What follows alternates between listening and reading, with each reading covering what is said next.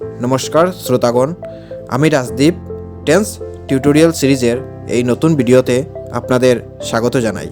আজকের ভিডিওতে আমরা প্রেজেন্ট পারফেক্ট কন্টিনিউয়াস টেন্স বা পুরাগঠিত বর্তমান বর্তমানকাল কি, প্রেজেন্ট পারফেক্ট কন্টিনিউয়াস টেন্সের বাক্য গঠন পদ্ধতিগুলো কি এবং কিভাবে প্রেজেন্ট পারফেক্ট কন্টিনিউয়াস টেন্স বা পুরাগঠিত বর্তমান বর্তমানকালের বাক্য চিনতে পারা যায় সে বিষয়ে উদাহরণসহ বিস্তারিতভাবে জানব।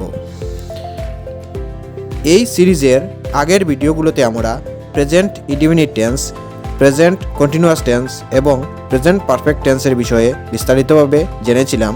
যারা ওই ভিডিওগুলো এখনও দেখেননি তাদের জন্য ওই ভিডিওগুলোর প্লেলিস্টের লিঙ্ক আমি এই ভিডিওর ডেসক্রিপশনে দিয়ে দেব এবং উপরে আই বটনেও দেওয়ার চেষ্টা করব। আপনারা ওইখানে ক্লিক করে ওই ভিডিওগুলো দেখে নিতে পারবেন। তো এবার চলুন দেরি না করে শুরু করি আজকের এই ভিডিওটি।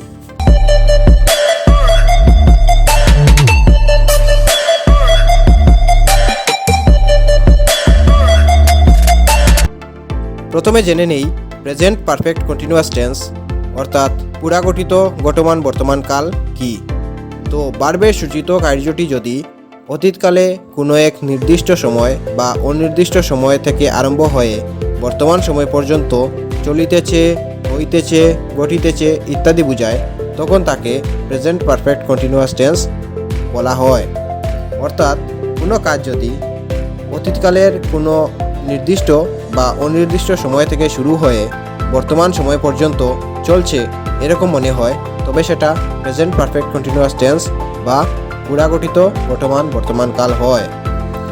এবার জেনে নেই প্রেজেন্ট পারফেক্ট কন্টিনিউয়াস টেন্স অর্থাৎ পুরাগঠিত বর্তমান বর্তমানকালের সেন্টেন্স মেকিং ফর্মুলা অর্থাৎ বাক্য গঠন পদ্ধতিটি কীরকম।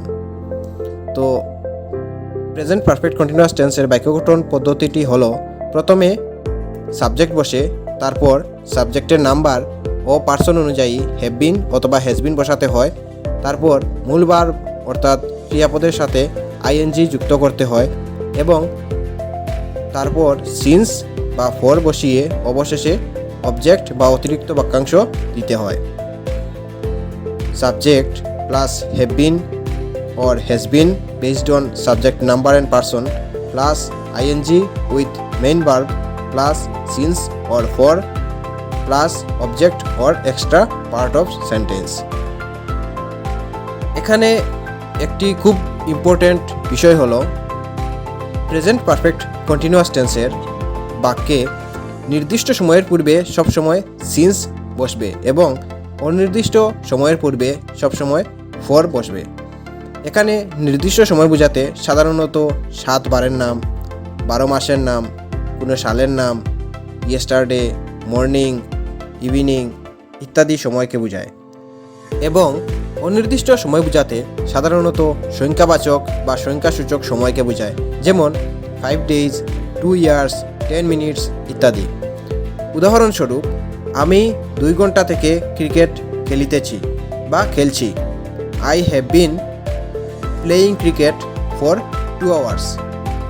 যেহেতু এখানে সংখ্যাসূচক অনির্দিষ্ট সময়, তাই এখানে ফর ব্যবহৃত হয়েছে। সে 1995 ইংরেজি থেকে এই বিদ্যালয়ে পড়ছে। He has been studying in this school since 1995। নির্দিষ্টভাবে একটা সালের নাম দেওয়া আছে এখানে, তাই এখানে সিন্স ব্যবহৃত হয়েছে। এখানে আরও একটি ইম্পর্টেন্ট বিষয় হলো আই এর পর সবসময় হ্যাভ বিন বসবে। উই, ইউ, দে এবং অন্যান্য সকল প্লুরাল সাবজেক্টের পর হ্যাভ বিন বসবে এবং হি, শি, ইট এবং অন্যান্য সকল থার্ড পারসন সিঙ্গুলার নাম্বার সাবজেক্টের পর হ্যাজ বিন বসবে। তো এবার জেনে নেই প্রেজেন্ট পারফেক্ট কন্টিনিউয়াস টেন্স অর্থাৎ পুরাগঠিত বর্তমান বর্তমানকালের বাক্য কিভাবে চিনতে পারা যায়। প্রেজেন্ট পারফেক্ট কন্টিনিউয়াস টেন্সের বাক্যগুলো চিনার প্রথম উপায়টি হলো, সাধারণত বাংলা ক্রিয়াপদগুলোর শেষে ইতেছি, ইতেছ, ইতেছেন, ইতেছে, ছ, ছে, ছি, ছেন ইত্যাদি থাকে এবং এর সাথে সময়ের উল্লেখ করা থাকে। যেমন he has been swimming for 10 minutes, say 10 minute দরিয়া সাঁতার কাটিতেছে। এখানে কাটির সঙ্গে ইতেছে যুক্ত আছে এবং 10 মিনিট দরিয়া যেহেতু সাঁতার কাটছে এখানে সময়েরও উল্লেখ আছে। সুকুমার বাবু has been suffering from fever for 3 days, Sukumar বাবু 3 দিন ধরে জ্বরে ভুগিতেছেন। ভুগির সঙ্গে ইতেছেন যুক্ত আছে এবং এখানে 3 দিন সময়েরও উল্লেখ করা আছে। We have been playing football for 2 hours,